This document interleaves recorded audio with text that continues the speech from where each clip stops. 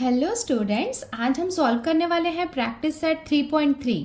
चलो देखते हैं इसके क्वेश्चन नंबर 1 में हमें क्या दिया हुआ है। Find the values of x and y using the information shown in figure 3.37। सो ये है फिगर 3.37। इसमें हमें क्या करना है, x और y की वैल्यू फाइंड करनी है। चलो देखते हैं x और y कहाँ पे है। देखो यहाँ पे ये है x और यहाँ पे ये वाला एंगल है y। सो हमें x और y की वैल्यू फाइंड आउट करनी है।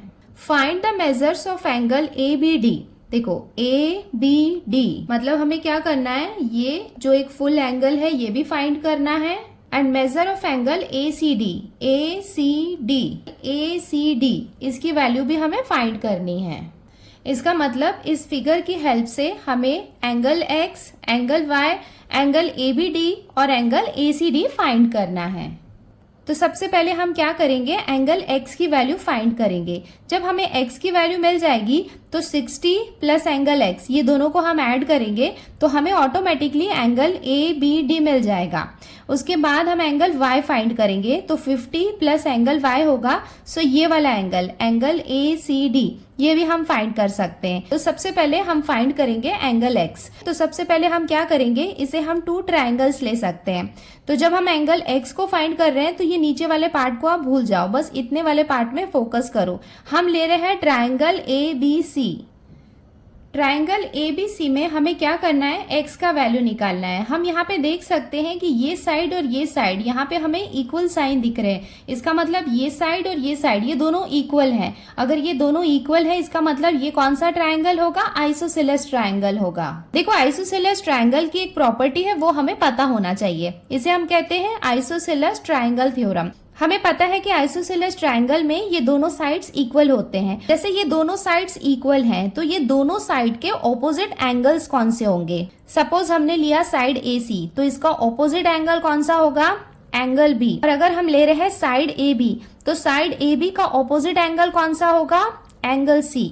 If A B is congruent to A C तो हमें पता है कि ए बी ए सी के कॉन्ग्रुएंट है बिकॉज ये दोनों साइड्स क्या है, इक्वल है। देन ये दोनों साइड के ऑपोजिट एंगल्स भी क्या होंगे, कॉन्ग्रुएंट होंगे। इसका मतलब angle B is congruent to angle C. So ये होता है isosceles triangle theorem that in an isosceles triangle the angles opposite to the 2 equal sides are also equal. मतलब आइसोसेलेस ट्रायंगल के अकॉर्डिंग जो 2 साइड आपस में इक्वल हैं उनके ऑपोजिट एंगल्स भी क्या होते हैं, इक्वल होते हैं। इसका मतलब ट्रायंगल एबीसी जो कि एक आइसोसेलेस ट्रायंगल है, सो इनके ऑपोजिट साइड कौन कौन से होंगे, एंगल बी और एंगल सी। तो ये भी क्या होंगे, आपस में कॉन्ग्रुएंट होंगे। सो अगर ये वाला एंगल 50 डिग्री है तो एंगल एक्स भी कितना होगा, 50 डिग्री होगा। सो हमें एंगल एक्स की वैल्यू मिल गई 50 डिग्री। ये हमने लिख लिया in triangle ABC angle ACB is 50 degree. ये हमें गिवन है। Segment AB is congruent to segment AC, ये भी हमें गिवन है। So this angle and this angle ये कौन सा एंगल होगा, एंगल ABC। और ये वाला एंगल कौन सा होगा, एंगल ACB। ये दोनों एंगल्स भी क्या होंगे, कॉन्ग्रुएंट होंगे by isosceles triangle theorem. So ये हमने यहाँ पे लिख लिया, therefore angle ABC is congruent to angle ACB by isosceles triangle theorem. So हमें क्या फाइंड करना था, x, और x क्या है, एंगल ABC है। Therefore, measure of angle ABC equals to 50 degree. measure of angle ABC क्या है, x है। So x की वैल्यू हमें मिल गई कितनी, 50 डिग्री। अब हम आते हैं नेक्स्ट ट्रायंगल में। सो ये कौन सा हो जाएगा, ट्रायंगल DBC। सो हम यहाँ पे देख सकते हैं कि यहाँ पे एंगल B हमें कितना दिया हुआ है, 60 डिग्री, और एंगल C हमें दिया हुआ है y डिग्री। सो यहाँ पे हमें क्या क्या दिया हुआ है, ये एंगल दिया हुआ है। सो ये एंगल कौन सा हो जाएगा, एंगल DBC। ये हमें यहाँ पे दिया हुआ है 60 डिग्री, और यहाँ पे हमें ये 2 साइड्स दिए हुए हैं। ये साइड हो जाएगा साइड BD और साइड CD। ये दो यहाँ पे क्या है, कॉन्ग्रुएंट है। इसका मतलब ये भी क्या होगा, आइसोसेलेस ट्रायंगल होगा। सो जो प्रॉपर्टी हमने पहले अप्लाई की थी वो सेम हम अप्लाई करेंगे कि जो आइसोसेलेस ट्रायंगल के टू साइड्स यहाँ पे जो इक्वल हैं, इनका जो ऑपोजिट एंगल्स होते हैं ये दोनों आपस में क्या होते हैं, कॉन्ग्रुएंट होते हैं। तो ये एंगल कौन सा हो जाएगा, DBC, और ये एंगल कौन सा हो जाएगा, DCB। तो ये दोनों एंगल्स भी क्या होंगे, कॉन्ग्रुएंट होंगे। सो अब हम एंगल Y फाइंड आउट कर रहे हैं। सो ये हमने लिख लिया, in triangle DBC angle DBC equals to 60 degree, ये हमें गिवन है। Segment BD is congruent to segment DC, ये भी हमें गिवन है। देयरफॉर हम लिख सकते हैं that angle DCB is congruent to angle DBC by isosceles triangle theorem. So अगर ये वाला एंगल DBC 60 डिग्री है, सो ये वाला Y एंगल DCB ये भी कितना हो जाएगा, 60 डिग्री हो जाएगा। तो हम यहाँ पे लिख सकते हैं therefore measure of angle DCB equals to 60 degree. Therefore DCB क्या है, Y है, सो Y इक्वल्स टू कितना हो जाएगा, 60 डिग्री।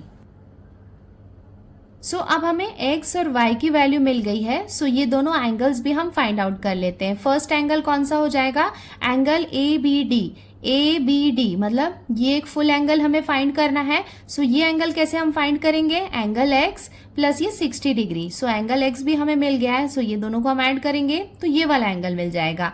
एंगल ACD, सो ये वाला एंगल कौन सा है, एंगल ACD है। सो इसे हम कैसे फाइंड करेंगे, 50 डिग्री प्लस जो y की वैल्यू हमें मिली है, ये दोनों को हम ऐड करेंगे तो हमें एंगल ACD भी मिल जाएगा।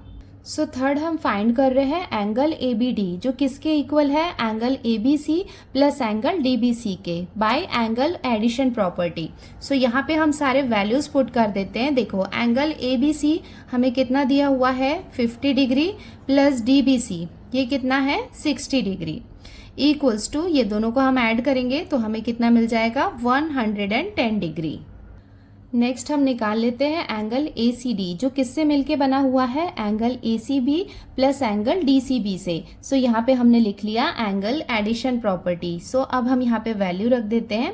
ACB की वैल्यू कितनी है, 50, तो यहाँ पे हम लिखेंगे 50 प्लस DCB हमें कितना दिया हुआ है, 60। दोनों को हम ऐड करेंगे तो हमें कितना मिल जाएगा, 110 डिग्री। और ये हो जाएगा इसका conclusion. Therefore x equals to 50 degree, y equals to 60 degree, angle ABD equals to 110 degree and angle ACD equals to 110 degree. अब हम आते हैं इसके क्वेश्चन नंबर 2 में। देखो यहाँ पे हमें क्या दिया हुआ है, the length of hypotenuse of a right angle triangle is 15। मतलब एक राइट एंगल ट्रायंगल की हम बात कर रहे हैं जिसका हाइपोटेनस कितना है, 15 है। Find the length of median of its hypotenuse. So hypotenuse का जो मीडियन है उसकी लेंथ हमें फाइंड करनी है। सो हमें ये फिगर ड्रॉ नहीं करना है, जस्ट मैं आपको समझाने के लिए बता रही हूँ। जैसे ये क्या है, एक राइट एंगल ट्रायंगल है, ये जो साइड AC है ये क्या है, इसका हाइपोटेनस है जिसकी लेंथ हमें दी हुई है 15। हमें देखना होगा कि मीडियन क्या है। मीडियन हमने ऑलरेडी 8th स्टैंडर्ड में पढ़ा है। देखो ये आपको डैश डैश में जो लाइन दिख रही है ना, ये क्या है, मीडियन है। तो मीडियन क्या करती है, इस साइड को क्या करती है, 2 इक्वल पार्ट्स में डिवाइड करती है। और हमें क्या करना है, इस मीडियन का लेंथ फाइंड आउट करना है। देखो हमें यहाँ पे रिमेंबर दिस एक बॉक्स में क्या दिया हुआ है, in a right angle triangle the length of the median on its hypotenuse is half the length of the hypotenuse. मतलब मीडियन की लेंथ कितनी होती है, हाइपोटेनस की हाफ होती है। देखो यहाँ पे हमें हाइपोटेनस की लेंथ कितनी दी हुई है, 15, और मीडियन की लेंथ निकालने बोल रहा है। मतलब हाइपोटेनस की ये क्या हो जाएगी, हाफ हो जाएगी। इसका मतलब ये कितना हो जाएगा, 7.5। सो ये हमने लिख लिया इसका गिवन वाला part. Length of the hypotenuse हमें गिवन है 15। टू फाइंड, हमें क्या फाइंड करना है, length of median of its hypotenuse.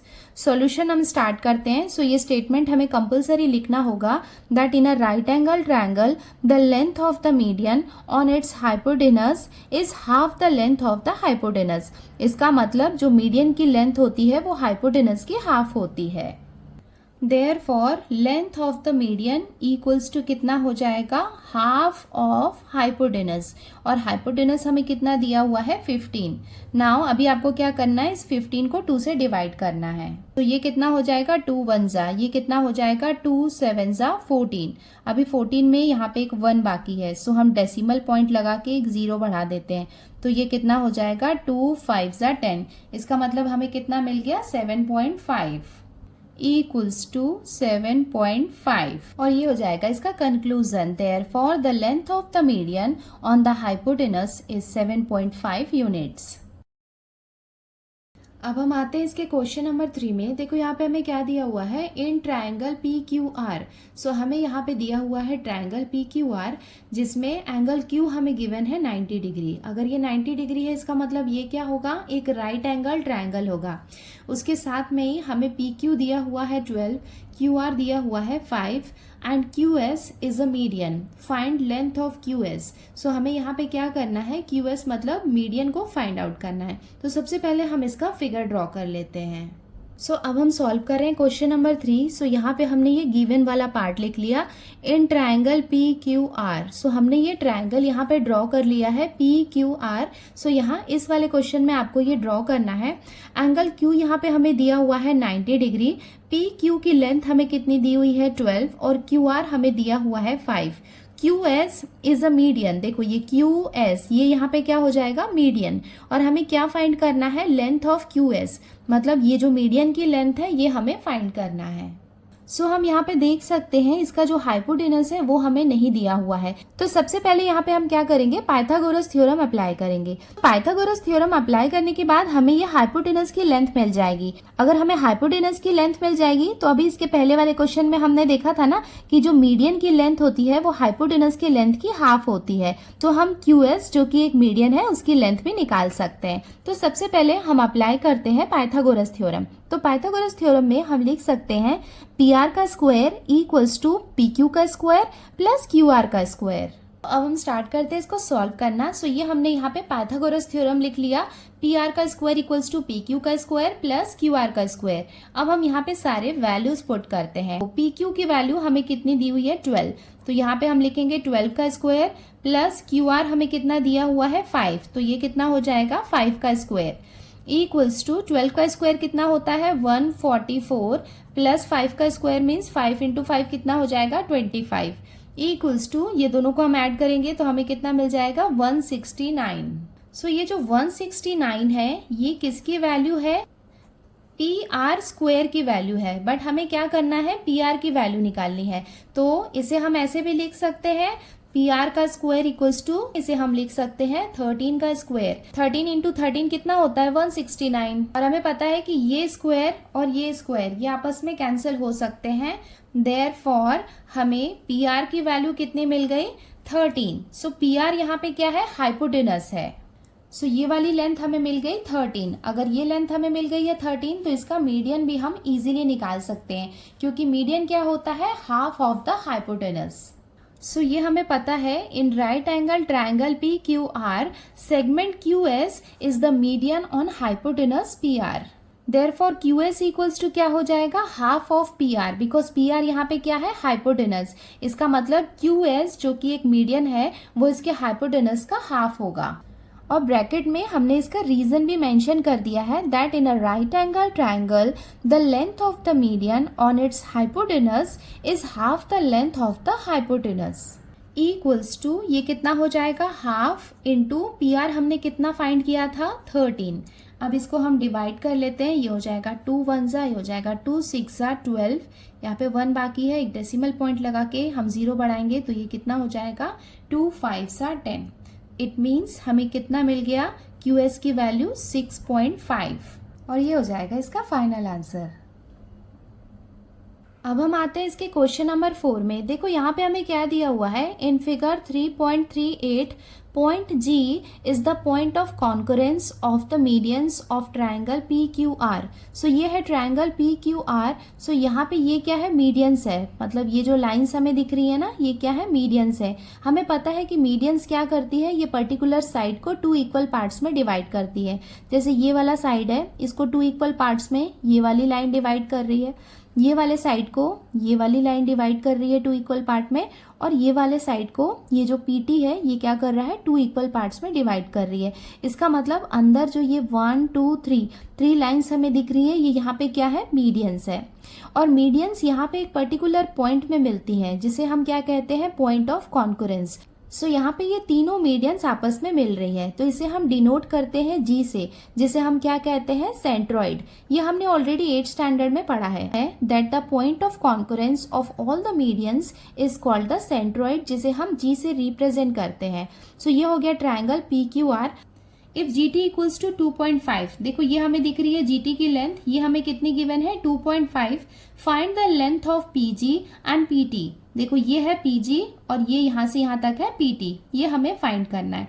देखो GT हमें पता है, हमें क्या करना है, सिर्फ PG की लेंथ पता करनी है। जब हमें PG की लेंथ पता चल जाएगी तो PG प्लस GT ये दोनों लेंथ को हम आपस में ऐड करेंगे तो हमें PT भी मिल जाएगा। सो बच्चों ये हम देख रहे हैं 8th स्टैंडर्ड की बुक, जिसमें chapter number 4 altitudes and medians of a triangle. यहाँ पे हमने पढ़ा था the centroid divides each median in the ratio 2:1। इसका मतलब जो सेंट्रॉइड है वो मीडियन को 2:1 के रेशियो में डिवाइड करती है।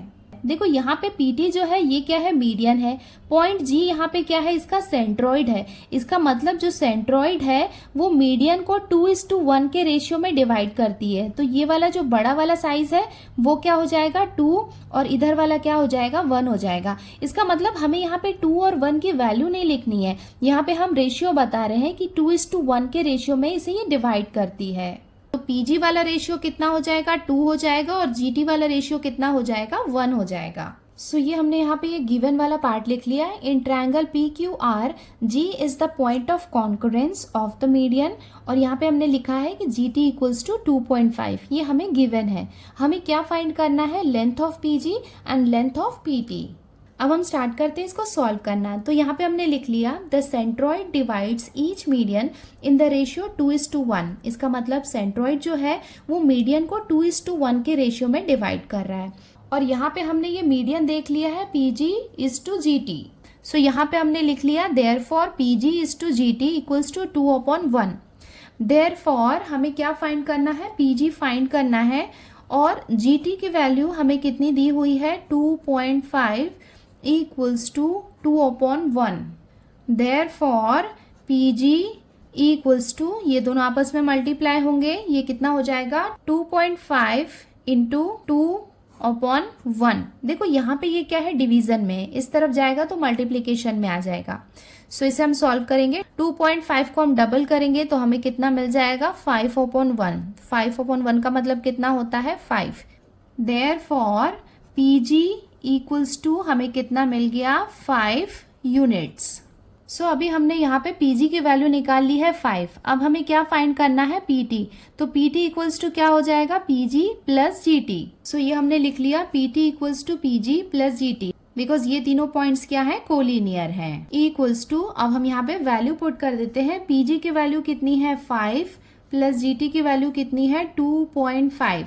ये दोनों को हम ऐड करेंगे तो हमें कितना मिल जाएगा 7.5, और ये हो जाएगा इसका conclusion. Therefore length of PG equals to 5 units and length of PT equals to 7.5 units. So बच्चों इसके साथ ही हमने प्रैक्टिस सेट 3.3 कंप्लीट कर लिया है। अगर आपको मेरा नाम नहीं पता है तो मेरा नाम है नीलम टंडन। अगर आपको वीडियो में सब कुछ अच्छे से समझ में आया है तो वीडियो को लाइक जरूर करें और मुझे कमेंट करते रहें। और अगर आप हमारे चैनल पे नए हैं तो चैनल को सब्सक्राइब जरूर करें। सो जल्दी मिलते हैं नेक्स्ट वीडियो में। Till then bye.